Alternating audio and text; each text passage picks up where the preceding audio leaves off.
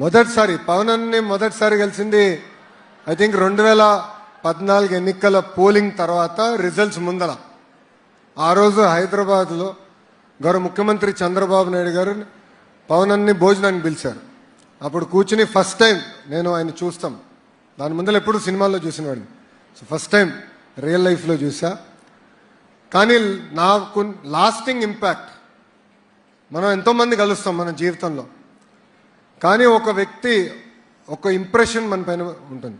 ఒక వ్యక్తిని చూసిన తర్వాత వాళ్ళ ప్రవర్తన వల్ల అదంతా.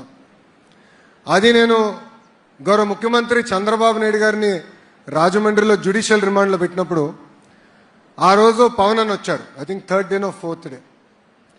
ఆ రోజు మేము మాట్లాడుకున్న విధానం, గౌరవ ముఖ్యమంత్రి గారు కలిసాం, బయటకు వచ్చాం, మేము మాట్లాడుకున్నాం.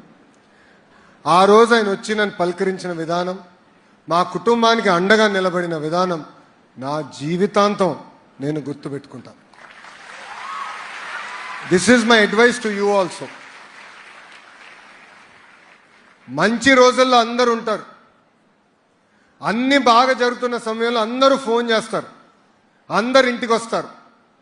కానీ అదే కష్టకాలాలు కుటుంబాన్ని కానీ మనకు వస్తే చాలా తక్కువ మంది మనతో అండగా నిలబడతారు. ఎవరైతే మనతో అండగా నిలబడ్డారో, కష్టకాలాల్లో ఎవరైతే మనకు అండగా నిలబడ్డారో వాళ్ళని జీవితాంతం గుర్తుపెట్టుకోవాల్సిన బాధ్యత ఇక్కడున్న యువత అందరి పైన ఉంది. మీరందరూ అనుకోవచ్చు జీవితంలో కష్టాలు ఉండవు, మీరు ఇంకా యంగ్స్టర్స్. ఇక్కడ చాలామంది అండర్ ద ఏజ్ ఆఫ్ 20.